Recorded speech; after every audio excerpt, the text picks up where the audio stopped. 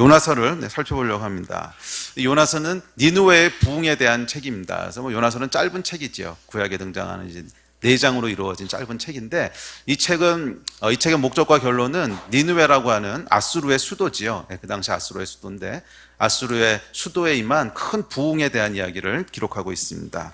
그래서 이 요나서라고 하는 책은 어떤 면에서 부흥의 교과서입니다. 어떻게 하면 이 하나님의 부흥을 우리가 볼 수 있을까? 어떻게 하면 하나님의 부흥을 우리가 이 시대 가운데 이룰 수 있을까 하는 것에 대한 교과서가 요나서입니다. 하나님께서는 우리 가운데 부흥을 이루길 원하시는 분이십니다. 여기서 부흥이라고 하는 것은 꼭 그 영어로 보면 revival이죠. revival. revival이라고 하는 말은 revive, 다시 살아나다는 뜻입니다. 다시 살아나다. 그래서 부흥이라고 하는 것은 평양 대부흥 이럴 때 사용하는 그런 특정한 좁은 의미로만 사용되는 것이 아니라, 부흥이라고 하는 건 다시 살아나는 것을 얘기합니다. 그래서 여러 가지 차원에서 사용할 수 있는 용어입니다. 예를 들면 우리의 내적인 부흥, 개인의 부흥, 이건 무슨 말이죠?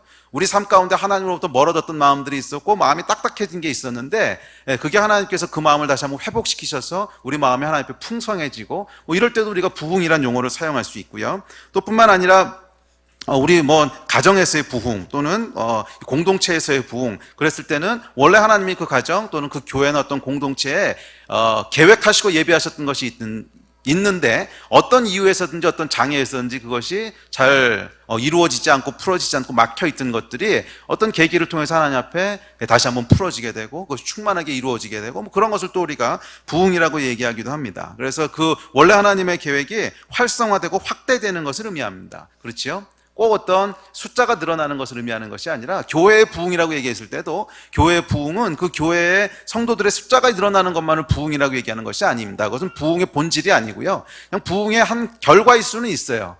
그 안에 원래 하나님이 계획하셨던 그 교회의 목적, 또 그 교회의 사명이 충만하게 활성화되고 이루어지다 보니까, 확대되다 보니까 그냥 교회가 외적으로 성장하는 모습이 보일 수는 있지만 그것이 본질적인 건 아니라는 거예요.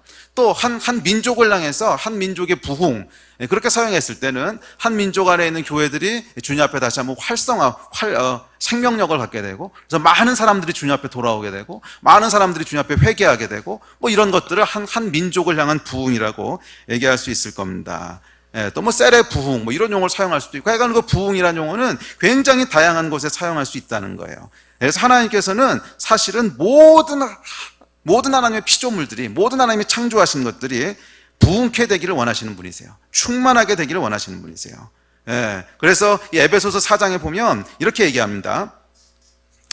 그가 곧 하늘 위에 오르신 자니 이는 만물을 충만하게 하려 하심이라. 예수 그리스도께서 하신 일이 있는데, 만물을 충만하게, 이 충만하다는 것이 사실은 부흥이라는 용어입니다. 원래 그 안에 생명이 없고 죽어있던 것들이 다시 한번 살아나게 되고 충만하게 되는 이 일을 하나님께서는 만물 가운데 이루신다는 거예요. 그래서 이 부흥이라는 용어는 어떤 특정한 종교적 그 의미로만 사용되는 것이 아니라, 우리 내면에서, 또 우리 삶에서, 또 우리 직장에서, 가정에서, 약간 만물 가운데 부흥을 이루시기 원하시는 분이 하나님이시라는 거예요.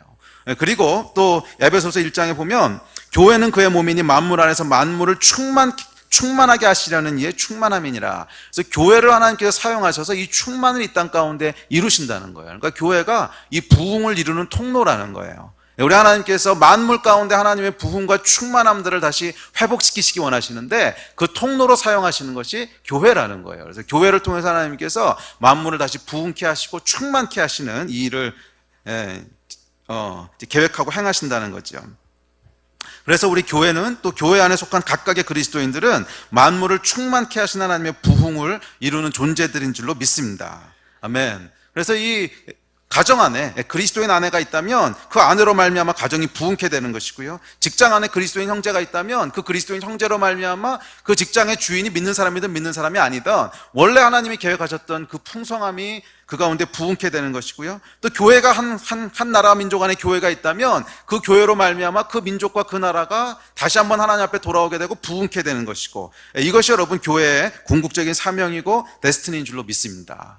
그래서 여러분 교회는 그 교회 자체도 물론 하나님 안에서 충만해지고 부흥케 돼야 하지만, 교회의 더 큰 사명은 교회 자체가 부흥케 되고 충만케 되는 것을 넘어서 교회의 부흥을 통하여, 부흥은 다시 말씀드리지만 어떤 수적이고 양적인 성장만을 의미하는 것이 아닙니다. 그건 뭐 결과로 나타날 수도 있지만 교회에 관 본질적인 하나님의 계획들이 더 확장되고 교회를 향한 하나님의 계획들이 충만케 됨으로 말미암아 만물을 충만케 하는 그 통로라는 거예요.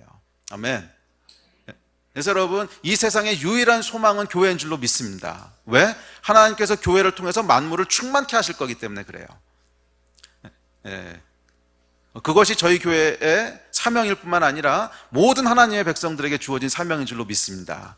여러분 한 사람 한 사람으로 말미암아 여러분이 있는 곳이 부흥케 되기를 주의 이름으로 축복합니다. 가정이 부흥케 되고 직장인 부흥케 되고 또 내가 있는 곳이 어디든지 간에 그것이 학교든 캠퍼스든 그곳에서 하나님의 놀라운 부흥케 하시는 충만케 하시는 역사들의 통로로 여러분들이 쓰임받게 되기를 주의 이름으로 축복합니다. 아멘. 자, 이런 의미에서 이 요나서라고 하는 것은 부흥의 교과서입니다. 부흥의 교과서. 그렇다면 과연 어떻게 하나님께서 이 부흥을 이루시는가 하는 것을 요나의 이야기를 통해서 저희에게 전달해 주고 있습니다. 요나를 통해서 니느웨가 부흥케 되는 얘기지요.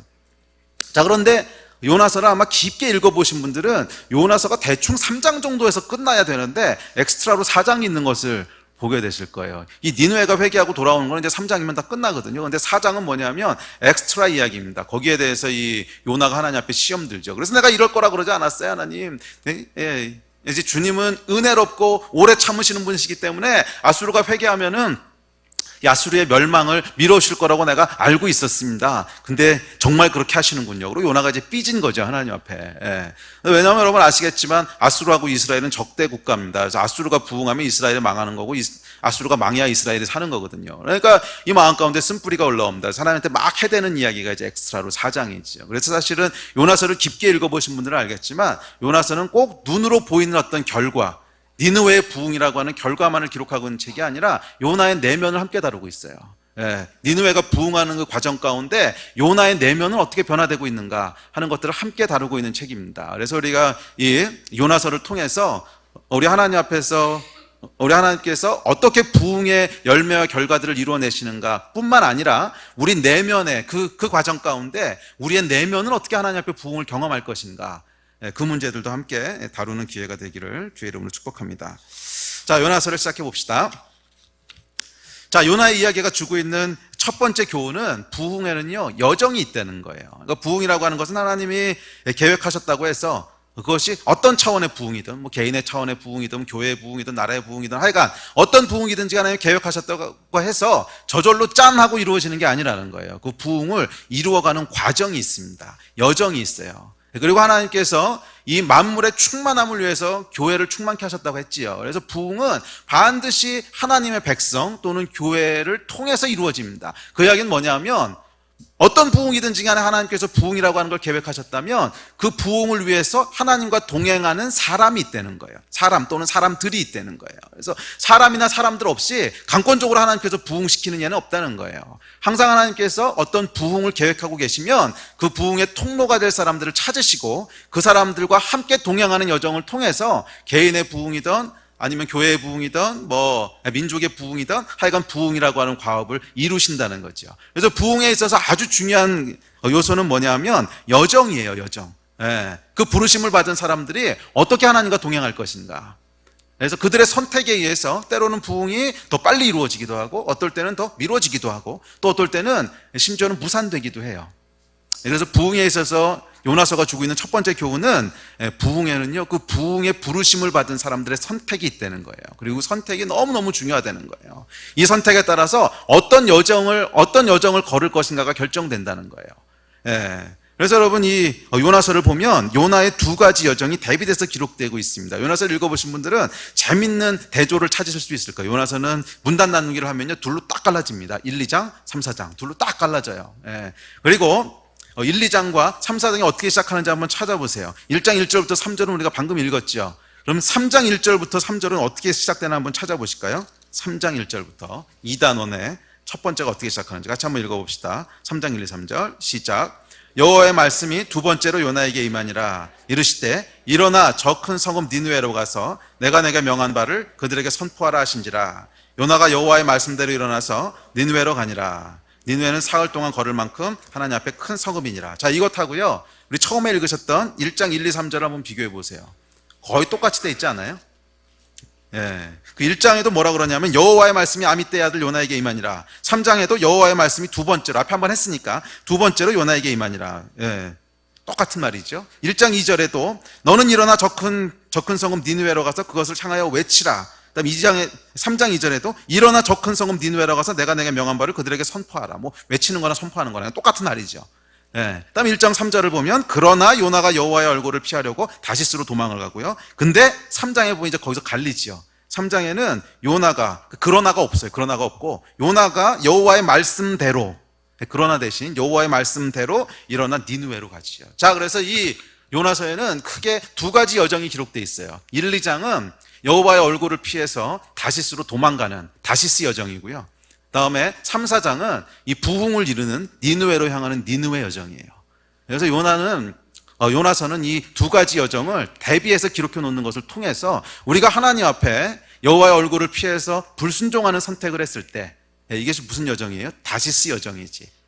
다시스로 여행을 떠났을 때, 다시스 여정을 떠났을 때 그 뒤에 어떤 결과들이 나오고 결국 그래서 어떻게 되는지를 1장, 2장을 통해서 기록하고 있죠. 뭐 여러분 잘 아시는 얘기입니다. 뭐 큰 풍랑을 만나가지고 가지고 있던 거 다 이제 잃어버리게 되고 주위에 민폐 끼치고 막 그러다 고레벨 속에 들어가서 깜깜한 이 3박 4일을 보내게 되는 뭐 이런 얘기가 이제 다시스 여정이죠. 그래서 이 다시스로 가는 여정, 이 부름받은 사람들이 그 하나님의 말씀 앞에 순종하지 않았을 때, 그러나 여호와의 얼굴을 피했을 때 어떻게 되는가, 그 여정이 쭉 기록되어 있고요. 그리고 3장에서는 이제 반전이 일어납니다. 반전이 일어나서 그렇다면 순종했을 때는 어떤 일이 일어날 건가? 그 부르심에 순종했을 때는 니느웨로 가는 여정이 시작되는 거죠. 그래서 니느웨 여정이 시작되면서 그 안에 니느웨의 큰 부흥을, 정말 자기의 상상과 자기의 능력을 훨씬 뛰어넘는, 이 니느웨라고 하는 것은 여러분 사흘 걸어다니던 큰 성읍인데 거기 가서 여호와 하나님이 누군지 이 사람들이 알 게 뭐예요?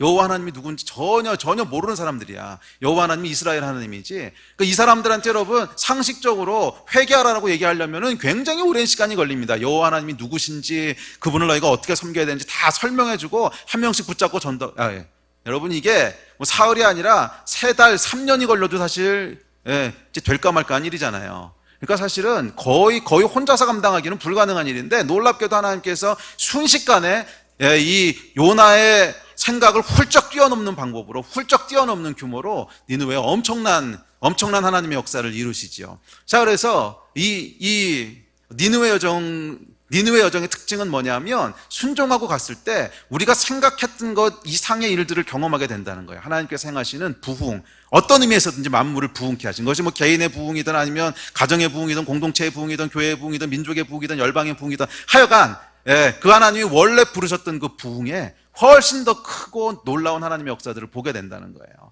이 두 가지를 기록하고 있는 책이 요나서입니다. 그래서 여러분들이 저희가 앞으로 몇 주에 걸쳐 요나서를 함께 볼 때에 여러분 인생 가운데 다시스 여정이 아니라 니느웨 여정이 펼쳐지기를 주의 이름으로 축복합니다.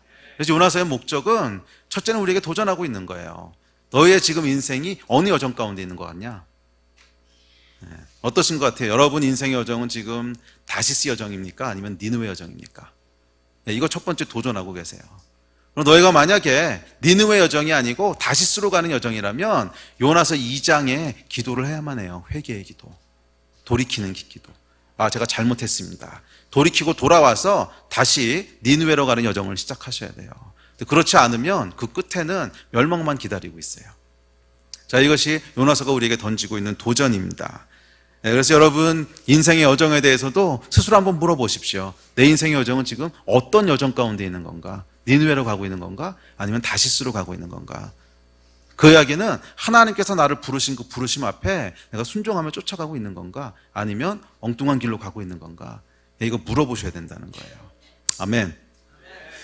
자, 그래서 오늘하고 아마 다음 주 정도까지는 1, 2장 말씀을 통해서 조금 더 걸릴지 모르겠네요. 한 2번이나 3번 정도에 걸쳐서 여호와의 낯을 피하는 다시스 여정, 가면 안 되는 거죠, 이거. 그 여정에 대해서 살펴보려고 합니다. 그래서 왜 우리가 다시스 여정을 선택하게 되는가, 그리고 그 여정의 특징은 뭐고 그 여정의 결과는 뭔가, 뭐 이런 것들에 대해서 한 2-3번 정도 살펴보면서 저희들이 혹시라도 우리 여정이 다시스 여정 가운데 있다면, 이 요나서 1, 2장에 나타나고 있는 특징들이 내 삶에도 나타나고 있다면, 큰 폭풍이 여러분 인생 가운데 있다면 근데 이 폭풍이라고 해서 다 같이 다시스에서 만나는 폭풍은 아닙니다. 어떤 거는 욥의 고난도 있거든요. 그러니까 이런 것들을 어떻게 우리가 구분할 수 있을까? 이게 내가 여정을 잘못 가고 있기 때문에 맞이하는 폭풍인지, 아니면 믿음의 시련이기 때문에 이걸 돌파해야 되는 건지, 이런 걸 우리가 어떻게 구분할 수 있을까? 뭐 이런 것부터 우리가 살펴보면서 우리의 인생의 여정이 어디 있는지를 돌아보는 시간들이 되시기를 주의 이름으로 축복합니다. 그리고 그것을 단순히 돌아보는 데서 끝나는 것이 아니라 우리가 니느웨 여정을 시작해야 돼요. 아, 내가 다시스 여정 가운데 있구나. 그리고 계속 거기 있으면 그냥 망하는 거예요. 깨닫는 것이 중요한 것이 아니고, 그랬으면 새로운 여정을 시작하셔야 돼요. 그래서 니느웨로의 여정을 다시 한번 시작하신 여러분과 제가 되기를 주의 이름으로 축복합니다. 아멘. 아멘이 왜 이렇게 작죠? 내가 2달 기도하고 왔더니 다들 이렇게 깊은 바닷속에 들어가 계시나? 빨리 깨나십시오. 아멘. 자, 모든 부흥의 여정은, 모든 여정의 시작은 1절입니다. 1절. 1장 1절도 그렇고 3장 1절도 그렇고 뭐지요? 여호와의 말씀이 아미떼의 아들 요나에게 임하는 거예요. 그래서 모든 부흥의 여정은 하나님의 초청으로부터 시작하는 겁니다. 하나님의 말씀이 임하는 초청으로부터 시작되는 거예요. 그래서 많은 사람들이 여정을 시작할 때 하나님의 초청 없이 그냥 자기 생각대로 시작을 합니다. 그래서 자기의 욕심에 따라서, 자기가 원하는 걸 따라서 어떤 여정을 시작하죠. 여러분도 길고 작은 여정들이 있잖아요. 뭐 예를 들면 대학을 졸업한 어떤 형제가 이제 내가 어떤 인생을 살까 막 고민하다가, 기도하는 것이 아니고 고민하다가, 그래 나는 고시를 패스해가지고 공무원이 되겠다. 그래서 공무원의 여정을 시작한다. 오케이, 뭐 나쁜 거 아닙니다. 뭐 좋은 걸 수 있는데, 문제는 하나님이 초청하셔서 시작한 거냐는 거예요. 또 어떤 사람은 심지어 나는 목사가 돼야지, 선교사가 돼야지, 그래서 목사 선교사의 여정을 시작합니다. 그럼 좋은 거죠. 근데 그게 정말 하나님이 그 사람을 목사 선교사로 불렀냐는 거야. 이 모든 여정의 시작은 하나님의 초청으로부터 시작돼야 돼요. 그냥 내가 좋은 것 같아 보이니까, 이렇게 하면 내 인생이 괜찮을 것 같으니까 욕심과 생각과 계획에 의해서 여정이 시작되는 것이 아니라, 모든 여정은요 하나님의 초청으로부터 시작되는 겁니다. 모든 여정은 하나님의 말씀이 임하는 것으로부터 시작하는 거예요. 그래서 여러분, 중요한 게 뭐냐면 매일매일 하나님의 말씀을 대면하는 거예요.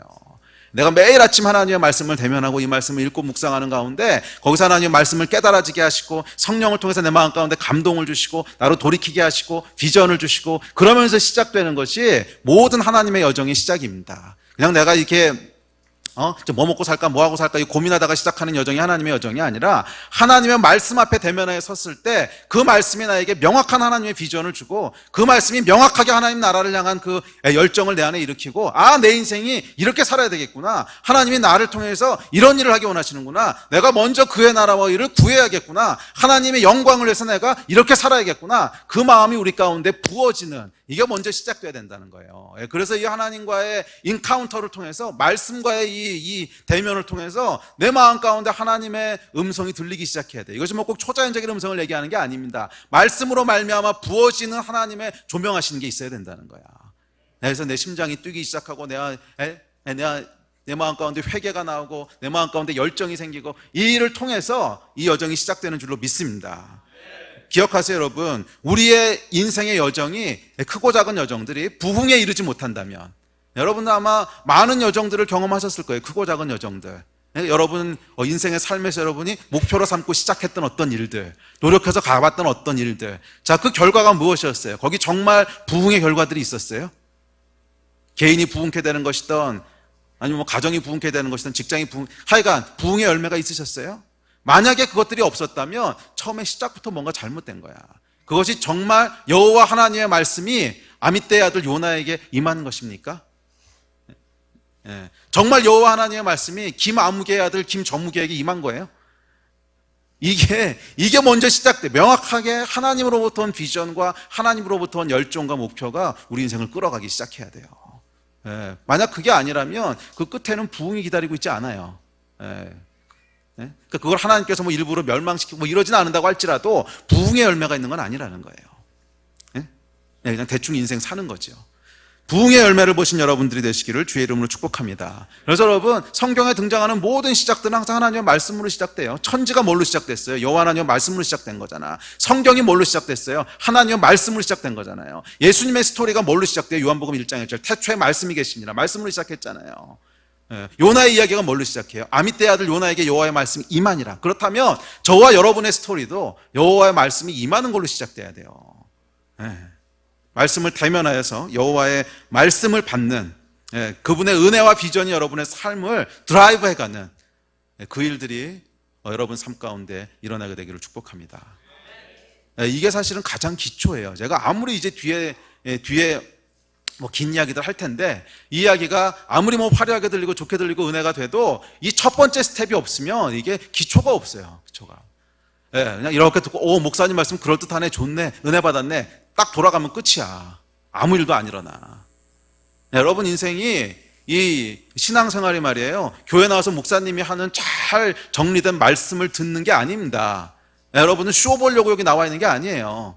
무슨 내적인 카타르시스를 얻으려고 여기 나와 있는 게 아니야. 신앙생활의 가장 핵심은 뭐냐면 여호와 하나님을 스스로 대면하는 거예요. 말씀을 통해서. 말씀과 기도를 통해서요, 매일매일 내가 아침마다 이 하나님의 말씀을 펼쳐서 읽고 묵상하는 가운데, 또 기도하는 가운데 성령께서 이 말씀을 내 마음 가운데 심어주시고 비전을 주시고 회개케 하시고, 이런 말씀들을 통해서 내가 하나님으로부터 받는 말씀이 있어야 거기서 여러분의 인생이 부흥을 경험하게 되는 거지, 제가 여기서 아무리 그냥 목 터져라 부흥을 경험하십시오 얘기를 해도 그걸 경험하게 되는 게 아니에요. 그건 제가 부흥을 경험하는 거고, 여러분은 여러분의 스토리가 있다는 거예요. 아멘. 이 기초가 잡혀져 있지 않으면 지금부터 제가 뭐 3번, 4번, 5번 요나서를 아무리 강해를 해도 이것은 그냥 여러분들이 영화 보고 나서 재밌다 이러는 거하고 똑같을 수 있어요. 정말 여러분 삶 가운데 말씀이 실제가 되는 역사가 있기를 축복합니다. 아멘. 그러려면 이 기초가 가장 중요해요. 내가 하나님의 말씀을 대면하고 있는가, 매일매일 하나님의 말씀을 대면하고 있는가, 기도 가운데 하나님과 교제하고 있는가, 이 기초가 여러분 가운데 가장 중요해요. 자, 이야기는 또 다음 주에 시간 되면 조금 더 합시다. 자, 오늘 내가 오버뷰를 해야 되니까. 자, 두 번째 여정의 단계가 있습니다. 두 번째 여정의 단계는 2절에 보면 이에 요나가 일어났다고 돼 있어요. 부흥에 이르는 이 여정은 앉았던 곳에서 일어나야 돼요. 그냥 앉아있던 자리에 계속 쭉 죽치고 앉아있으면 아무 일도 일어나지 않아요. 그래서 여러분 이 부흥의 여정은요, 항상 도전이에요. 도전. 안주했던 장소에서 일어나는 도전에서부터 시작돼요. 사람은 여러분 특히 나이가 들수록 안주하고 싶어하는 존재입니다. 그죠? 그냥 지금까지 쭉 해왔던 거 편안하게 하고 싶어하지 뭐 새로운 거 이렇게 하고 싶어하지 않아요. 젊었을 때는 새로운 거를 해요. 왜냐하면 이뤄놓은 게 없으니까. 뭐 젊었을 때 안주하려고 해도 안주할 게 없잖아요. 뭐 부모님 집에서 이렇게 얹혀 사는 것도 하루 이틀이지 어떻게 안주하고 있겠어요. 그러니까 젊었을 때는 안주할 수가 없어요. 왜냐하면 뭐 안주할 데가 없으니까. 그런데 나이가 들어가면서 많든 적든지 간에 우리가 이루어놓은 어떤 것들이 있잖아요. 뭐 삶의 패턴일 수도 있고 아니면 뭐 직장일 수도 있고 하여간 뭐든지 간에 조금씩 이루어놨다 보면 그 다음엔 사람은요, 변화를 싫어해요. 그냥 앉아있고 싶어해요.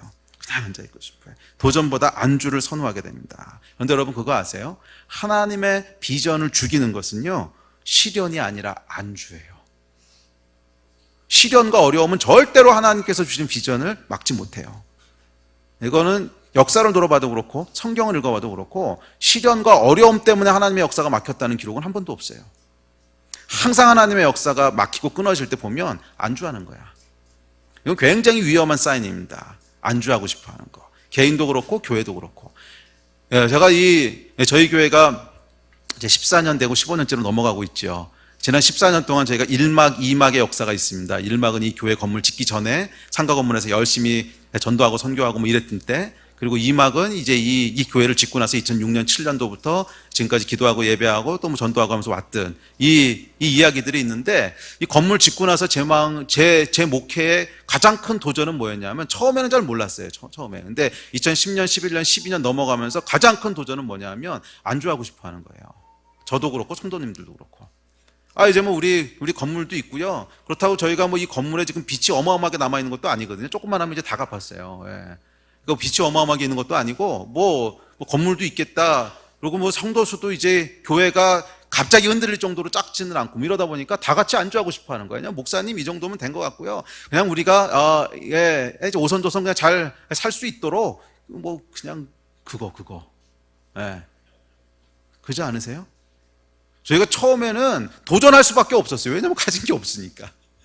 그래서 무모한 도전들도 했어요. 상가 건물에서 정말 자기 건물도 없고 조그만 교회가, 예산도 없는 교회가 한 번에 5명, 6명씩 선교사 보내고 진짜 미친 듯한 도전을 했거든. 근데 2막에서는 이 역사가 잘 안 일어나. 그리고 원하는 것들이 뭐냐면 어떻게 하면 내가 조금 더 위로받을 수 있을까? 어떻게 하면 내가 조금 더 안정되게, 어떻게 하면 내 주변에 이 문제들을 해결할 수 있을까? 그리고 목사님도 그걸 해주기를 원해요. 제가요, 나는 날마다 죽노라, 나는 그거 안 하겠다고요, 막 이를 악물고 싸워도 그 프레셔를 어마어마하게 받아요. 저도 마찬가지예요. 저도 뭔가 새로운 사고치고 도전하는 거 하려고 보면 과거와는 좀 달라. 이미 그냥 나이도 있고 이제 허리도 아프고 옛날 같지 않은데. 근데 여러분, 부흥의 여정을 막는 것은 시련이 아니에요. 안주지. 이제 세 번째 막을 시작하면서 하나님께서 저희가 다시 한번 강력하게 도전하신 것이 있어요. 안주하면 안 된다는 거예요. 새롭게 도전해야 된다는 거예요. 안주하는 순간 거기서 끝나는 거예요. 네. 아멘? 네. 여러분들도 마음을 다시 한번 붙잡아 매시기 바랍니다. 예, 제가 어디까지 무슨 속도로 달려나갈지 모릅니다. 같이 달려주셔야 되는데. 아멘? 예, 그래요. 그래서 우리 삶 가운데 안주를 쫓아내야 돼요, 얘를. 술 안주 말고. 안주하려고 하는 유혹들을 쫓아내야 돼, 이거를. 예. 그러지 않으면 부흥의 여정에 참여할 수가 없어요. 부흥의 여정에 이르신 여러분 되시기를 바랍니다. 자, 여기에 대한 이야기는 제가 다음 주에 조금 더 다룰게요. 예. 그리고 제가 회개할 것도 참 많더라고, 이걸 준비하면서 보니까. 자, 그 이야기는 다음 주에 조금 더 다루고요. 그 다음에 이제 세 번째, 이어지는 2절 하반부입니다. 이게 사실 오늘 이제 우리가 함께 기도하려고 하는 메인 토픽인데, 저 큰 성읍 니느웨로 가서 그것을 향하여 외치라, 이렇게 얘기하죠. 근데 일어나기는 일어났어요, 요나가요.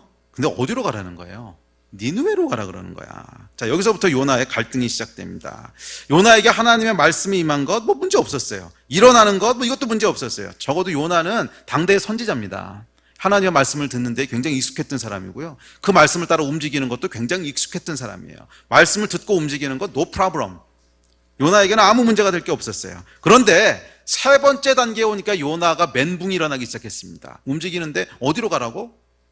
니느웨로 가라는 거예요. 니느웨. 예. 이 세 번째 단계가요, 요나가 부흥의 여정인 니느웨 여정이 아니라 어두운 물고기 뱃속에서 끝나게 되는 다시스 여정을 선택한 결정적인 이유였습니다. 니느웨가 어떤 곳입니까, 여러분? 아수르의 수도라 그랬죠. 당시 아수르는 가장 강력한 제국 중에 하나였는데 이스라엘에게 가장 큰 위협이 되는 나라였습니다. 그래서 아수르가 망하지 않으면 이스라엘이 망해버리는 그런 아주 위기의 상황이었어요. 아주 위기의 상황.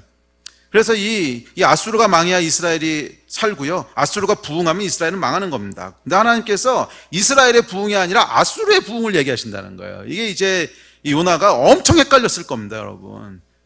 아무리 선지자고 아무리 위대한 사람이라도 아마 엄청 헷갈렸을 거예요. 요나가 분명히 하나님한테 물어봤을 겁니다. 잠깐만요. 니느웨라고요? 니느웨라고 하셨습니까? 제가 잘못 들은 거겠죠, 주님? 다시 한 번만 말씀해 주시죠. 어디라고요? 니느웨. 딱 이 얘기를 듣는 순간 요나가 이제 멘붕이 오기 시작한 거죠. 멘붕. 도저히 이해할 수 없었습니다. 지금까지 요나는 이스라엘을 위해서 예언했던 선지자였습니다. 열왕기 하 14장 25절에 보면 이 요나가 등장합니다. 이 아미떼 아들 요나 얘기가 나와요. 열왕기 하 나중에 찾아보세요. 14장 25절에 보면 아미떼의 아들 선지자 요나를 통해 여로보암이 이스라엘의 영토를 회복하되 하맛 어귀로부터 아라바 바다까지 할 것이라고 예언되어 있어요. 근데 이 하맛 어귀가 어디냐면 그 이스라엘의 가장 북쪽, 그러니까 아수르가 지금 차지하고 있는 땅이에요. 근데 거기까지 차지할 거라는 거야. 그 얘기는 뭐냐면 이스라엘이 놀랍게 부흥하고 아수르는 망할 거라는 거거든요. 이제 그 예언을 요나가 했던 사람이라고. 요나는 이스라엘의 선지자였고 이스라엘 하나님을 섬기는 사람이고 이스라엘의 부흥을 위해서 지금까지 평생을 예언하고 사역했던 사람인데 갑자기 뚱딴지같이 아수르의 부흥을 얘기하라는 거예요. 그러니까 이 요나가 얼마나 헷갈렸을까 생각해보세요. 하나님, 그러면 하마더기는 어떻게 되는 겁니까? 하마더기는 그거 제가 저번에 예언하고 온 건데요. 여로보암한테 가가지고서 하마더기까지 차지할 겁니다 예언하고 왔는데, 그럼 그 예언은 어떻게 되는 겁니까? 아수르가 부흥하면 하맛 어귀뿐만이 아니고 이스라엘 모든 땅이 다 아수르 것이 돼버리는데 이거 어떻게 된 겁니까? 그럼 도저히 이해할 수 없는 말씀을 하시는 거예요. 멘붕이 온 거지, 멘붕이 온 겁니다. 도저히 이 요나로서는 이해할 수 없는, 이해할 수 없는 정도가 아니고 감정도 따라오질 않아. 이 아수르는 원수 국가거든요. 이게 지금 망해야 되는 거고, 이게 지금 하나님의 나라를 위협하는 가장 큰 위협이고, 여긴 지금 망하라고 예언하고 저주해도 이 모자를 판인데, 아수르가 부흥하라고 예언하라고 하니까 이게 요나가요. 이 어마어마한 혼란과 어마어마한 이 막 쓴뿌리들이 그 마음 가운데 자라기 시작하는 거죠. 자, 그래서 이어지는 것이 요나서 1장, 2장의 다시스 여정이에요. 니느웨의 부흥을 위한 여정이 아니라 여호와의 얼굴을 피해서 도망가는 다시스 여정이 시작됩니다. 예. 그래서 요나가 일어나가지고 이제 배를 타고 도망가죠. 비싼 배값을 치러가면서 여호와께 불순종하는. 야, 이게 참 우리 인간은 이렇게 잘 묘사할 수가 있을까? 인간은요 비싼 대가를 치러가면서 하나님으로부터 도망가요. 그냥 가만히만 있어도 좋은데. 자, 약간 이 이야기는 이제 다음 주에도 할게요. 자, 여러분, 니느웨 여정을 떠나야 되는 요나에게서 가장 어려운 것이 무엇인지 아시겠어요? 그게 요나의 패러다임이었어요. 패러다임. 요나의 패러다임. 지금까지 내가 알아온 하나님, 이스라엘 하나님, 지금까지 내가 해온 사역, 이스라엘을 축복하는 것, 이 패러다임 속에 요나가 다 갇혀 있으니까 그 패러다임 밖에 얘기를 하시는 거 이해가 안 되는 거야. 도대체 뭔 얘기 하시는 겁니까? 요나의 멘붕을 가져왔죠. 여러분, 이게 요나의 이야기가 아니라 오늘날 교회와 우리를 향한 이야기예요. 오늘날 교회와 우리를 향한. 하나님께서 우리에게 뭔가 새로운 여정을 시작하라고 우리를 부르실 때 가장 먼저 대면하게 되는 장애물이 뭐냐 하면 내가 갖고 있는 패러다임이야. 그리스도인의 삶은 이런 거고, 나는 어떤 존재고, 이런 거. 죄의 습관들 뭐 이런 거 말고요. 물론 뭐 죄가 있으면 물론 우리의 여정이 이제 망가집니다. 그런데 어떤 면에서는 이 죄보다도 더 치명적인 게 패러다임인 것 같아요. 이유는 죄는요, 그래도 알아.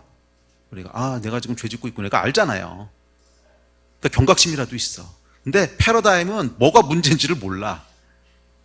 문제가 뭔지를 몰라요, 그냥. 도대체 왜 이러지? 뭐 이러고 있게 되는 거예요. 예. 그래서 이게 어떻게 보면 더 큰 장애입니다. 자, 40년간 광야에서 양치고 있던 모세에게 어느 날 여호와 하나님께서 찾아오십니다. 예. 떨기나무 사이에 찾아오시죠. 여호와의 말씀이 임했습니다. 그리고 새로운 여정으로 모세를 초청하십니다. 나중에 붙여진 이 여정의 이름은 출애굽 여정이었습니다. 이 하나님께 나타나시는 모세에게 하시는 말씀이 바로에게 가서 내 백성을 풀어주라. 바로에게 가서 내 백성을 풀어주라고 얘기하라는 거예요.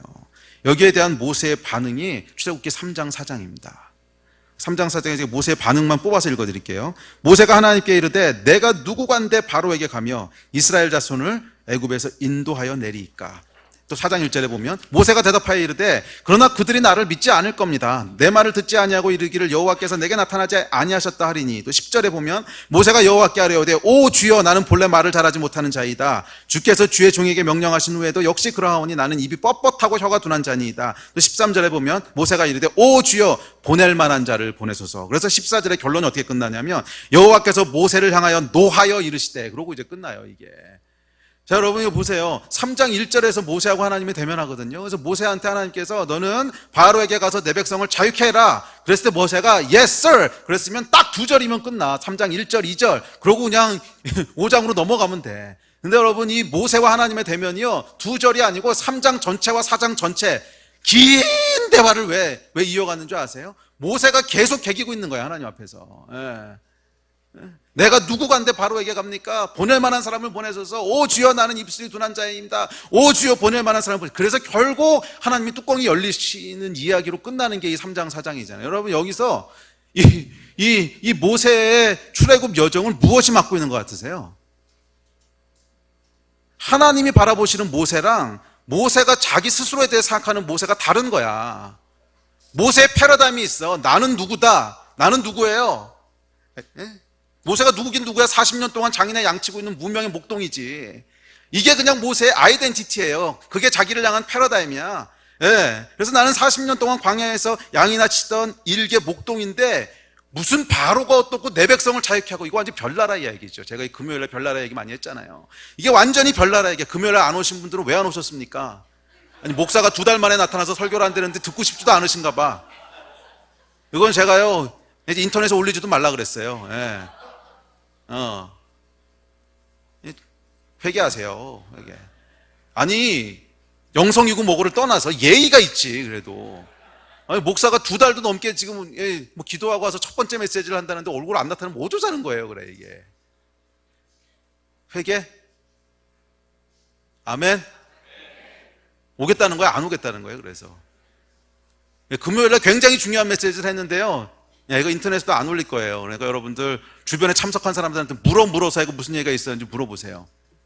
자, 어쨌든지 간에 별나라 이야기를 막 했어요. 제가 이 별나라 이야기를 했는데 이 별나라 얘기라고 하는 게 뭐냐면 너무 큰 비전들이 있다는 거예요. 너무 큰 일들을 하나님 막 행하시고 있으면 나하고 이게 아무 관계가 없다고 느껴지는 거지요. 이 모세가 정확히 그랬어요. 아니 내가 누군데 웬 별나라 얘기냐, 이게 무슨 바로가 어쩌고 저쩌고. 이게 오늘날로 풀어 얘기하면 모세의 패러다임 속에서 모세는 어떤 존재냐면 나는 그냥 회사에서 열심히 일하는 회사원이야. 회사 사장도 아니야. 장인의 양치는 이게 소작 농은 아니고 이건 뭐 이 고용된 아이가 저거잖아. 목동이잖아. 그러니까 자기 사업하는 사람도 아니라고. 그러니까 이게요, 오늘날로 얘기하면 나는 그냥 남의 회사에서 열심히 일하는 직장인이야, 직장인. 그게 모세 패러다임 속에서 자기의 자기 셀프 이미지예요. 그러다 보니까 자기의 역할도 그냥 그겁니다. 내 역할은 그냥 믿는 사장인지 안 믿는 사장인지 모르겠지만 그 사장 앞에서 그냥 성실하게 충성되게 일해서 그리스도인의 다른 삶을 보여주고 그걸 통해서 빛과 소금 역할을 하겠다. 뭐 틀린 얘기는 아니야. 근데 그게 자기의 그냥 패러다임인 거야. 내가 할 수 있는 일이 뭐고 내가 해야 될 일이 뭔가. 나는 그냥 장인의 양치는 사람으로 평생 무명으로 40년 동안 양치는 것만 해왔어. 다른 거 별로 할 줄 아는 것도 없어. 뭐 40년 전에 뭐 했는지 모르겠지만 40년 하다 보면 그런 거 다 잊어버립니다. 40년 동안 양똥 치우고 양보금 이것만 했어. 그것도 남의 일. 그래서 성실하게 충실하게 했어. 그렇다면 나는 그냥 이걸로 평생 사는 거야. 지금 내 나이가 80인데 이제 무슨 새로운 걸 시작해. 80대도록 이것만 했는데. 모세의 패러다임은 뭐냐면 그러므로 나의 역할과 나의 삶은 그냥 그리스도인답게, 오늘날로 풀어 얘기하자면 그리스도인답게 성실하게 일하고 충성되고 정직하게 일하고, 그래서 빛과 소금의 역할을 하고, 그래서 선한 영향력을 미치고. 이게 틀렸다는 얘기 아닙니다.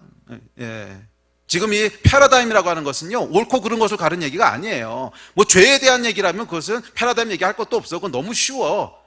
뭐 거짓말하고 도둑질하고 뭐 이거 잘못됐다는 거 모르는 사람 어디 있어요. 패러다임은 다 맞는 얘기야. 그런데 문제가 되는 것들이 있다는 거예요. 그런데 문제가 되는 것들이 있다는 거야. 자, 이게 모세가 정확히 그런 거죠. 뭐 지금 잘못하고 있는 거 아니잖아. 뭐 양쳐서 먹고 살겠다는 게 뭐가 잘못된 거예요. 그런데 문제는 뭐냐면 하나님의 부르심이 그게 아니라 했다는 게 이게 문제인 거예요. 하나님의 부르심이.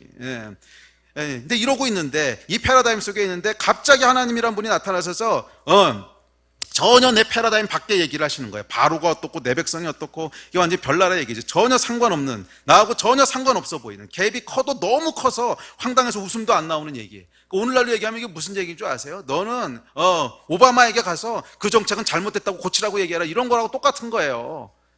내가 누구 간데 오바마를 갑니까? 난 비행기도 타본 적이 없는데. 뭐 이런 거하고 똑같은 얘기예요, 여러분. 지금 나는 평생 그냥 직장에서 일하던 사람이고 가정에서 애 키우던 사람이고, 오바마가 누군지는 뉴스에서 본 것밖에 없고요.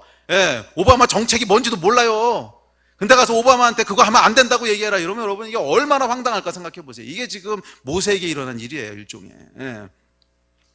자, 그랬을 때 여러분 이 모세 앞에도 선택이 떨어졌습니다. 요나서 1장의 여정을 시작할 건지 요나서 3장의 여정을 시작할 건지 똑같은 일이었어요. 패러다임에 어마어마한 도전이 왔는데 과연 니느웨의 부흥을 이루는 니느웨의 여정을 시작할 것인가? 믿음의 여정. 아니면 아이고 이거는 말도 안 돼요.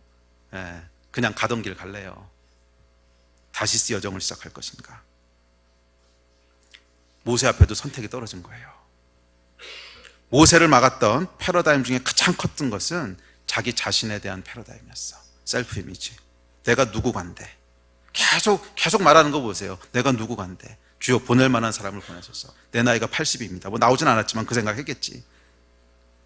모세의 패러다임 속에서 모세는 무명의 양치기 목동이에요. 하나님의 패러다임 속에 있는 위대한 민족의 지도자. 그 모세가 아니라 그저 무명의 양치는 목동. 바로가 던지는 그 당시의 정책 하나하나에 막 희비가 엇갈리고 울고 웃는 뭐 그런 작은 존재. 자신이 설마 바로 위에 서서 바로에게 무엇을 명하고 이건 상상돼 본 적이 없는. 그리고 여러분, 오늘날도 수많은 하나님의 백성들이 니느웨 여정이 아니라 그들의 놀라운 데스티니와 부흥을 보게 되는 니느웨 여정이 아니라 다시스 여정을 가게 되는 이유도 이거인 거 아세요? 주님, 내가 누구간데? 내가 뭔데요, 주님? 나는 그냥 40년 동안 양친 사람이에요. 나는 40년 동안 40년은 안 될지 모르겠지만 20년 동안 그냥 애 키운 거 말고는 한 게 없어요. 주님, 나는 그냥 직장에서 쭉 하고 일하는 그냥 평범한 샐러리맨이에요. 그냥 그 안에서 그래도 그나마 어떻게 하면 그리스도인답게 살까 이거 고민하고 그런 이 패러다임, 내가 누구간데 주여 쓰실 만한 사람을 쓰소서. 저기 요즘은 사고 쳤지만 옛날에 조용기 목사님 잘하셨잖아. 이제 그런 분 또다시 일으켜서 쓰시든지, 아니면 한경진 목사님 쓰시든지, 이도저도 아니면 그냥 고 목사님이라도 쓰시든지. 나는 내가 누구간데 쓰실 만한 사람을 쓰십시오, 주님. 그냥 저는 열심히 성실하게 양쳐서 내가 있는 자리에서 빛과 소금 역할을 하고 그 돈 벌어서 후원 잘 하겠습니다. 이게 여러분, 오늘날 우리 안에, 또 오늘날 많은 하나님의 백성 안에 깊게 뿌리 잡고 있는 패러다임 아니에요? 하나님이 나타났을 때 뭐라고 말씀을 하셔도 내가 누구간데, 뭐라고 말씀을 하셔도 에휴, 그렇게 급하시면은 아쉬운 대로 고 목사님이라도 쓰세요. 이게 여러분 우리 안에 있는 마음 아니야? 네. 이게 잘못됐다는 거 아닙니다. 우리가 성실하게 살고 빛과 소금면 당연히 그거 해야지. 근데 그 패러다임 안에 우리를 가둬버리고 있지 않냐는 거예요. SM은 왜 꼭 대학생들만 가야 돼? 선교는 꼭 대학생들만 하는 거예요? 40대 아줌마 아저씨가 가면 안 돼요? AM 하면 되잖아. 아줌마 미션, 아저씨 미션 이런 거 하면 왜 안 돼 이거는? SM 꼭 스튜던트 미션만 미션이야? 아줌마 미션 하면 되잖아. Why not? 왜 안 되는 건데 이거는? 뭐가 문제인데요? 모세 나이 80에 시작했는데, 제가 이번에 기도하면서 하나님께서 많이 하셨던 말씀입니다. 왜 안 된다고 생각하느냐? 제 안에요 굉장히 많이 도전하셨어요. 네 안에 보니까 너무 많은 안 되는 게 있네. 내가 된다고 해도 넌 안 된다고 할 태세다. 그리고 제 안에 보니까 이렇게 나쁜 죄 짓는 거 안 되는 거 말고 이건 불가능이라고 생각하고 있는 게 너무 많은 거예요. 설사 하나님이 말씀하셔도 그건 안 된다고 생각하는 그 생각이 저를 딱 잡고 있더라고요. 그것 중에 하나가 제가 정말 회개 많이 한 게요, 어차피 선교는 젊은이들이 해야 돼, 이 생각. 어디 그게 나와 있어, 어디? 왜 꼭 SM만 해야 되는데? AM 하면 되잖아. 아줌마 아저씨 미션이요, 일어날지어다. 아멘. 그래요. 이게 안 될 이유가 없거든. 아줌마 아저씨들 하면 되지. 저도 아저씨잖아요. 제가 제일 먼저 가입할 테니까 따라오세요, 그러면. 왜 안 되는 건데, 그거는? 저희 40대가 나와서 여기 드럼 치면 안 되는 거야? 그래서 뱃살이 좀 흔들릴 수는 있지만 배로 드럼 치는 것도 아니고. 예배인동 꼭 20대만 해야 되나? 그래서 제가 이거 놓고요, 진짜 하나님 앞에 회개 많이 했어요. 우리가 패러다임 속에 우리를 가둬버렸구나. 더군다나 우리 교회에서 이 다음 세대 하니까요, 다음 세대에 편협하고 왜곡된 그 패러다임이 우리 안에 있어요. 딱 나이가 35세, 40세만 되면요, 이 40세가 여러분 그거 아세요? 지금 일반적인 한국 교회에서 40은요 청년부입니다. 이 한국 사회가 노령화되면서요, 특별히 교회가 정말이에요, 여러분. 제가 얼마 전에 그 큰 대형 교회였는데, 그 유명한 교회예요. 거기 제 동기가 거기 이제 있더라고. 그 교회를 다니고 있더라고. 큰 교회에서 너 여기 웬일이냐 그랬더니 막 이제 얘기하다가, 그래서 너 지금 뭐 하고 있냐, 그러니까 청년부 회장하고 있다는 거야. 네가 지금 내일 모레면 나이가 50인데 무슨 청년부 회장이냐 그랬더니 원래 이제 그 정도 나이가 청년부 하는 거래요. 그래서 야, 이게 도대체 뭔 소리냐. 근데 여러분 50대까지 청년부 하고 있어요. 근데 우리 교회는 재밌는 게 35세만 넘어가고 한 40세가 되면요, 은퇴야, 은퇴. 근데 여기에 잘못된 패러다임이 우리를 발목을 잡아버려요. 다음 세대. 어차피 젊은 애들이 하는 건데 우린 뒤에서 후원만 해야죠. 그게 좋은 걸 수도 있습니다. 젊은 세대들을 키우자는 마음은 참 귀한 거죠. 근데 그 패러다임이 우리의 모든 가능성을 막아버리고 있는 건 아니에요? AM은 왜 안 되는 건데? 아줌마 아저씨 미션. DSM 훈련에 나이 드신 분이 오면 왜 안 되는 건데요? 이번에 한번 좀 왔으면 좋겠어요. SM으로 지원하는 40대 아줌마 이런 거 있었으면 너무 좋겠어. 없어요? 그러실 분? 끝났어요, 여러분 인생입니다. 네, 이대로 살다 죽을래요? 아니잖아. 이게요, 사단의 거짓말이야. 인생이 여러분 요즘은 옛날이랑 달라요. 나이 80대도 정정해요. 그럼 지금 40대신 분들은 인생 절반 딱 살았는데 나머지 절반은 그냥 놀고 먹으실 거예요? 이 이야기는 제가 다음 주에 조금 더 할게요. 나머지 절반은 놀고 먹을 거냐고. 그냥 아무것도 안 하고 패배주의에 그러고 있을래요? 저도 이거 회개 엄청 했어요. AM을 시작해야 되겠다. 아멘? SM도 이름을 바꿔서 실버 미션 뭐 이래가지고서 하면 와인 아멘.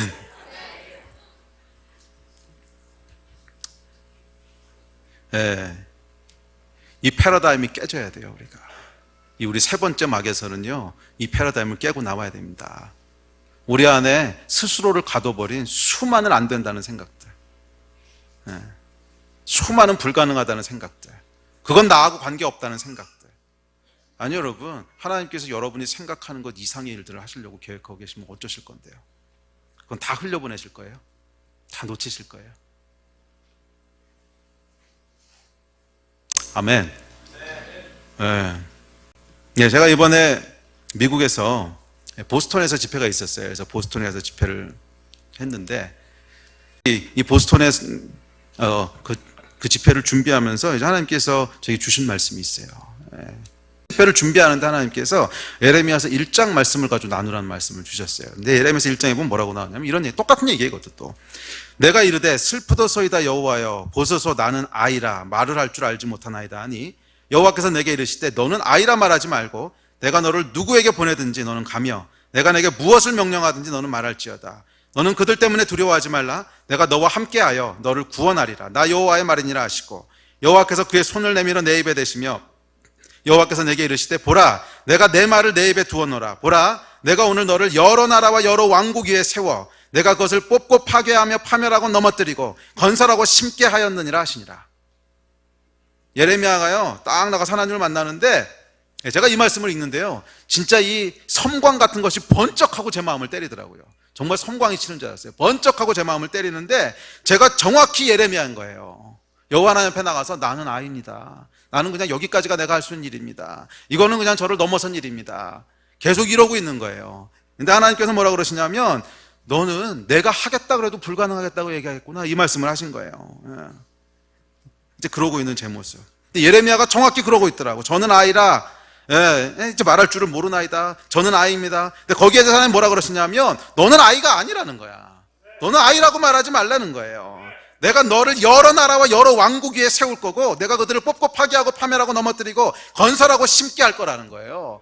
이게 뭐 한 나라 한 민족도 아니고 여러 나라와 여러 민족 위에 너를 세우는데 너로 말미암아 그 나라가 문을 닫기도 하고 한 나라가 열리기도 하고 한 나라가 파멸되기도 하고 한 나라가 시작되기도 할 거라는 거예요. 근데 여러분 예레미야가 이 말을 들을 때 얼마나 황당했을까 생각해 보세요. 나는 아이라. 그리고 예레미야의 인생이 여러분 그렇게 평탄하지 않았습니다. 그 주변 사람들한테도 어마어마한 공격을 받았고요. 주변 사람들한테도 너만 이제 딴소리 하지 마, 이 얘기 들었고요. 왕따였고요. 하여간 예레미야가 말이야, 이게 너무너무 힘든 사람이었는데, 그 예레미야를 향해서 뭐라 그러시냐면, 한 나라도 아니고, 내가 너를 이스라엘 위에 세워, 뭐 이런 것도 아니고, 여러 나라와 여러 민족 위에 너를 세워서, 너로 말미암아 파괴하고 파멸하고 심고 거두게 할 거라는 거예요. 이 얘기를 듣는데, 이 안에 여러분, 이 예레미야가 동의가 됐겠어요? 내가 가지고 있는 나의 패러다임은 나는 아이예요, 아이. 나는 그런 거 할 줄 몰라요. 이 패러다임이 정확하게 예레미야를 가두고 있었어. 근데 거기에 대해서 하나님 뭐라 그러시냐면 너는 너를 아이라 그러지 말라는 거예요. 너는 너를 아이라 그러지 말라는 거예요. 내가 너를 통해서 여러 나라와 여러 민족을 새롭게 할 것이고 여러 나라와 여러 민족을 통치할 것이고, 이것이 여러분 예레미야에게 주어진 하나님의 말씀이었어요. 그리고 여러분 예레미야 선지자의 위대한 여정은요, 이 패러다임과 싸우는 것부터 시작됐어요. 과연 내가 정말 아이인가? 아니면 나는 아이가 아닌가? 제가 보스턴을 놓고 기도하는 가운데 하나님께서 오늘날 교회를 붙잡고 있는 가장 강력한 그런 스피릿 중에 하나가 나는 아이라 스피릿. 나는 아이라 스피릿. 영어로는 I am I spirit. 나는 아이라. 나는 아이라. 여러 나라와 여러 왕국이 하나님께서 예레미야를 세우시겠다고 하는데, 오늘날 과연 여러 나라와 여러 왕국을 하나님 앞에 클레임하는 사람이 있는가? 뭐 나이 든 사람이고 젊은이들이고 전부 차치하고, 제 주위에 있는 거의 대부분의 사람들은 뭐 도시와 나라와 여러 민족, 아이고 이런 거는 오바마나 시진핑이 하시는 거고, 나는 아이라 스피릿. 그래서 그 관심과 비전이 점점 후퇴하고 작아지고 더 작아져 결국 내 문제로 다 축소돼 버렸어. 나의 직장 문제는 어떻게 할 것인가? 나의 가족 문제는 어떻게 할 것인가? 내 미래는, 내 배우자는, 내 자식은, 뭐 신앙의 관심도 점점 축소되고 후퇴해서요 결국 여기에 다 가둬져 버렸어요. 여기서 뭐 조금 더 나아가는 것이 그냥 내 친척 아니면 그냥 우리 교회 뭐 정도. 근데 이거라도 생각하면 다행이고, 주님께서 제 마음을 이렇게 찌르시더라고요. 하나님께서 예레미야를 찾으시는데 그것은 자기 한 사람 보존하겠다는 사람이 아니었거든요. 여러 나라와 여러 민족 위에 세워서 그 나라를 파괴하고 파멸하고 넘어뜨리고 심고 세우는 사람.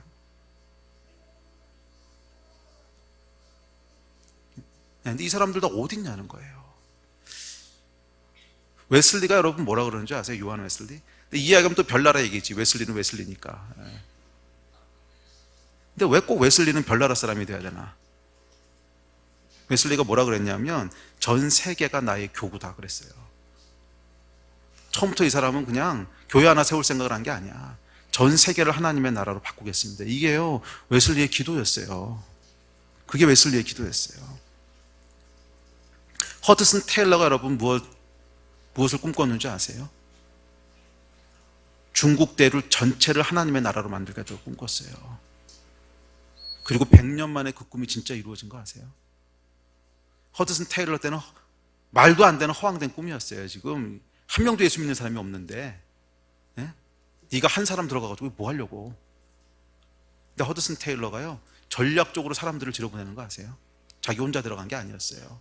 수많은 사람들을 그 중국 내륙으로 다 파송했어요. 허드슨 테일러 여러분 누군지는 모르실 수 있지만 중국 교회에서는요 허드슨 테일러가 중국 교회 아버지예요. 다들 그거 알고 있어요. 허드슨 테일러가 우리 아버지입니다. 그 한 사람의 비전과 열망이요 100년 만에 중국 대륙을 바꿔버렸어요. 100년 만에 중국 대륙을 바꿔버렸어요. 근데 오늘날은 왜 우리의 모든 관심이 후퇴하고 축소해서 나로 다 한정 지어져 버렸을까? 내 직장은, 내 미래는, 내 가족은? 정말 하나님이 꿈꾸는 사이즈를 우리도 꿈꿔보면 안 되는 건가? 뭐 다 이루지 못해도 그냥 꿈만 꿔보는 것만으로도 행복하지 않아요? 뭐 그런 꿈 여러분 꿔보셨어요? 대한민국 전체에 다시 한번 부흥이 임하는 꿈? 그래서 9시 뉴스 SBS 앵커가 나와가지고서 오늘은 인천에서 일어났던 이 외국인 노동자들의 집단 회심에 대해서 알아보겠습니다. 이런 거 나오는 거 꿈꿔본 적 있어요? 불가능하다고 생각하잖아. SBS 9시 뉴스가 그런 걸 왜 하겠어? 근데 제 안에 수많은 불가능들이 있는 거예요. 근데 그런 일이 일어나면 왜 안 되는데? 과거 역사에 보면 일어난 적이 있거든, 실제로. 알몽소가에서도 일어났었고요. 웨슬리 때도 일어났었고, 웨일제도 일어났었거든.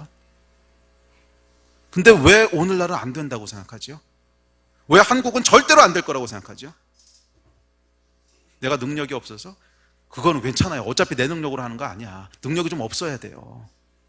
능력이 있는 사람은 반드시 사고칩니다. 어차피 하나님의 능력으로 하는 거거든요. 하나님이 하시겠다는 거지 우리 능력 가지고 하라는 거 아니에요. 아니 요나가 무슨 재주로 그 큰 성 니느웨를 통째로 회개시켜? 요나 이야기는 제가 뒤에 가서 할게요. 이 사람들이 왜 회개했는지 그 이유가 있습니다. 요나가 한 게 전혀 아니에요. 타이밍이 절묘하게 맞아 떨어진 거지. 회개할 건덕지만 찾고 있었어요, 이 사람들이 그 당시에. 그 역사의 기록에 보니까 이게 있더라고. 하도 반란이 막 일어나고 막 이러면서 그 왕조가 굉장히 불안한 때였어요, 애간 이때가. 그러니까 하나님이 하신 거지 요나가 한 게 아니라는 거예요. 이 능력이 문제가 아니에요. 내가 내 능력을 너에게 줄 것이고 내 말을 내 입술에 둘 것이고, 이게 여러분 예레미야 능력의 진짜 비결이었지. 그럼 제가 이 보스턴에 이번에 다녀오면서 제 안에 깜짝 놀란 게 있었어요. 세상은 이 꿈을 꾸고 있더라고. 세상은. 이 보스턴에서 여러분 하버드나 MIT에서 어떤 교육들을 시키는 줄 아세요? 제가 이번에 보고 깜짝 놀랐어요. 너희가 어떤 존재인 줄 아느냐? 그 아이덴티티를 심어주는 거야, 이 학생들한테. 예? 그러면서 끊임없이 수업 시간에 질문하는 것이, 네가 만약에 미국의 대통령이라면 이 정책은 어떻게 할 건데? 네가 만약 미국의 재무장관이라면은 지금 통화 정책을 어떻게 할 건데? 네가 만약 유엔의 사무총장이라면은 이 갈등을 어떻게 해결할 건데? 끊임없이 물어보는 거예요. 왜? 실제로 그렇게 할 거거든, 얘네들이. 10년 뒤, 20년 뒤에. 세상은요, 이미 다른 꿈을 꾸고 있어요. 우리보다 훨씬 더 위대하고 원대한 꿈을 꾸고 있어. 근데 교회는 다 후퇴하고 축소해가지고서 내 문제만 생각하고 있어. 이건 어떡할 건가? 절대 안 될 거라는 확신 가운데 있어요. 대한민국의 부흥은 절대로 일어나지 않을 거다.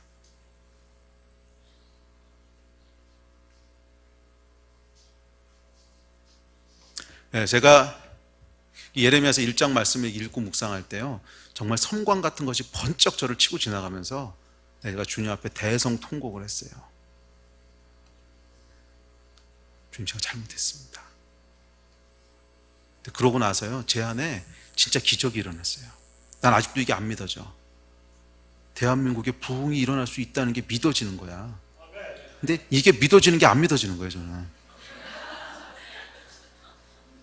이거 절대로 안 될 거라고 저는 생각하고 있었어요. 왜냐하면 1907년도에 부흥 한 번 있었고, 근데 50년대, 60년대 전쟁 후에 이제 부흥 한 번 있었고, 그 결과 지금 우리가 이렇게, 지금은 주위를 둘러보면 부흥이 일어날 시간이 아니야, 이거는.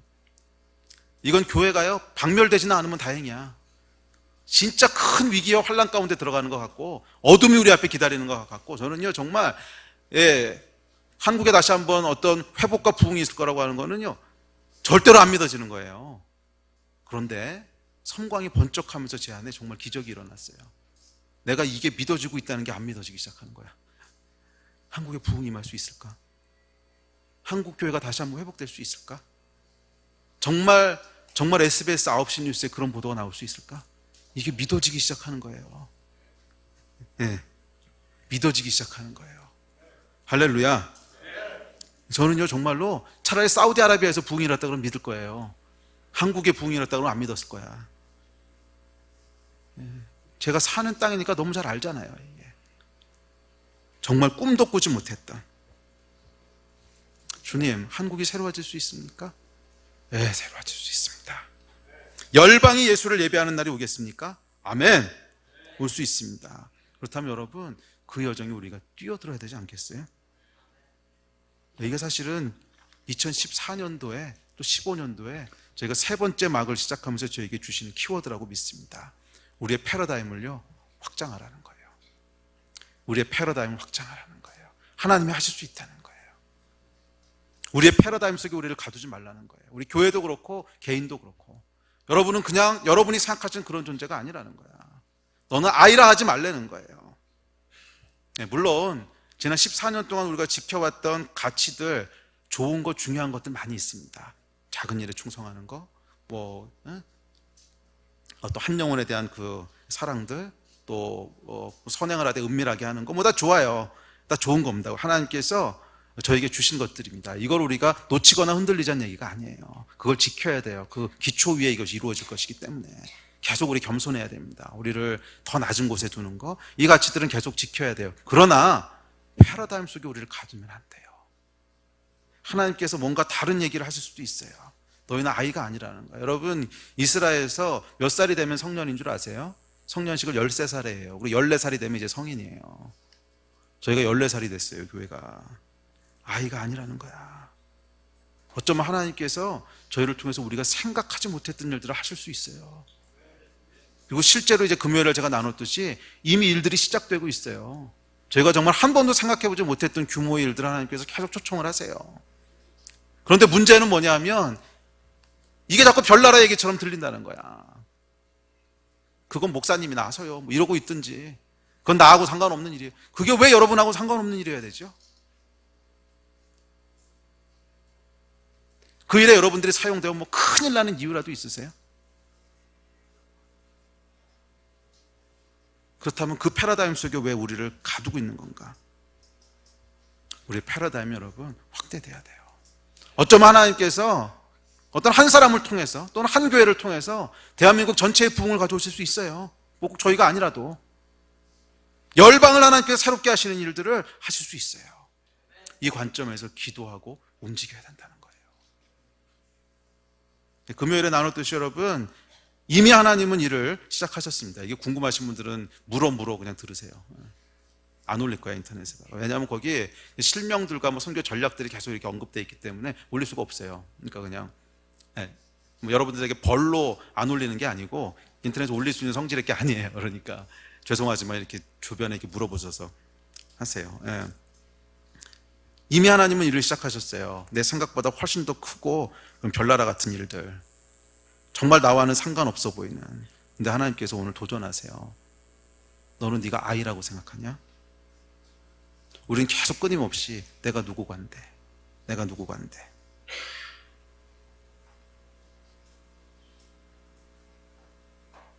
혹시 우리도 이 스피릿에 갇혀 있지는 않습니까? 아니면 우리의 관점이 앞서 제가 말씀드렸듯이 축소하고 축소되고 후퇴하고 후퇴해서 결국 내 문제만으로 가둬버리진 않았습니까? 먼저 그의 나라와 그의 의를 구하라는 이 도전 앞에서 우리가 어떻게 반응하고 있습니까? 누구는 되고 누구는 안 되는가? 딱 하나 차이더라고. 나는 먼저 무엇을 구하는 사람인가? 너희는 먼저 그의 나라와 그의 의를 구하라. 이게 내 삶 가운데 서 있느냐 안 서 있느냐, 이거 하나 차이예요. 이거 하나 차이. 사람 문제들요 다 비슷하고, 인생 살다 보면 어려운 문제 다 만나요. 여러분 문제, 글쎄 뭐 개인적으로 제가 다 모르지만 그래 뭐 힘든 문제들 있죠. 어려운 문제들 있지. 근데 죄송하지만 누구나 다 있어요. 남편이 죽고 자녀가 죽는 것만큼 힘든 문제가 어디 있어? 누구나 다 있어. 그 문제들. 그 문제가 우리를 멈추게 하는 게 아니에요. 문제가 우리를 힘들게 하는 게 아니에요. 우리 안에 먼저 그의 나라와 그 의를 구하는 이 믿음이 있느냐. 이거 제가 금요일 날 도전했던 메시지예요. 정말 그 믿음이 있느냐. 거기서부터 해결책이 나와요. 자, 우리 말씀을 정리합시다. 예배팀 나오십시오. 선지자 요나에게 여호와 하나님의 말씀이 임했습니다. 초자연적으로 임했습니다. 그런데 그럼에도 불구하고 요나는 부흥에 이르는 니느웨 여정이 아니라 다시스 여정을 선택했네. 왜요? 그의 패러다임. 모세를 지긋지긋하게 괴롭혔던 나는 누구 관대, 이 패러다임. 예레미야의 앞길을 막고 있던 나는 아이라, 이 스피릿. 니느웨는 절대로 부흥할 수 없다는, 니느웨는 부흥하면 안 된다는 이 패러다임이 요나의 순종을 막아버렸어요. 요나의 이야기가 아니라 오늘날 우리 이야기 아니에요. 우리 이야기. 심지어 초자연적인 하나님의 음성이 요나에게 임했는데도 불구하고 그가 불순종할 수 있다는 이 놀라운 사실. 초자연적인 하나님의 말씀이 임했는데도 그가 불순종할 수 있다는 이 놀라운 사실. 우리의 패러다임이요, 설령 하나님께서 여러분에게 직접 나타나서 말씀하셔도 그 패러다임을 깨기 전에는 니느웨가 아니고 다시스로 갈 수 있다는 거잖아. 요나에게 일어났던 일이잖아요.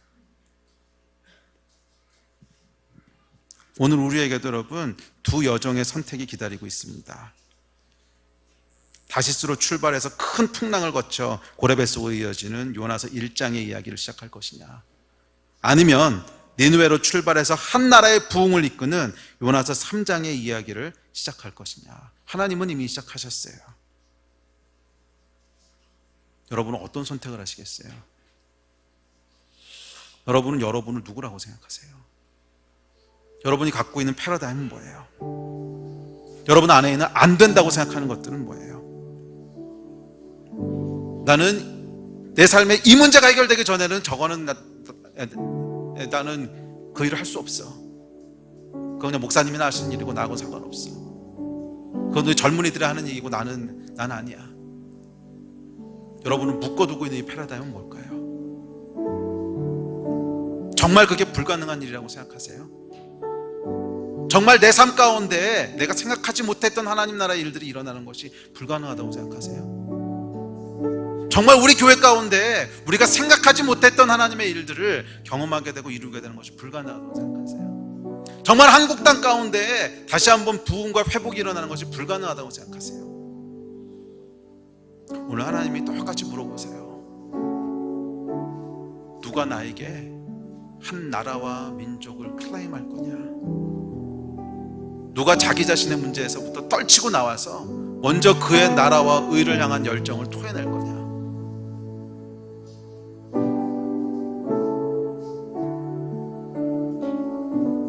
우리 앞에 선택이 놓여 있어요. 니느웨로 갈 것이냐, 다시로 갈 것이냐. 기도합시다.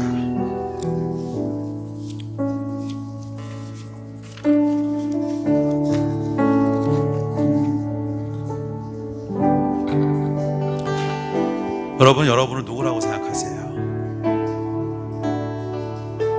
나는 누구간데 보낼 만한 사람을 보내소서. 나는 아이라.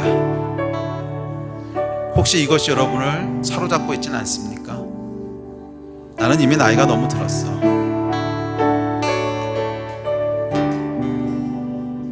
나는 남편 때문에 안 돼. 나는 아내가 협조를 안 돼서 안 돼.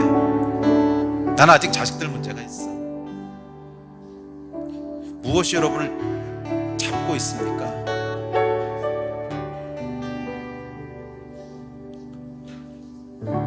우리 함께 좀 기도합시다.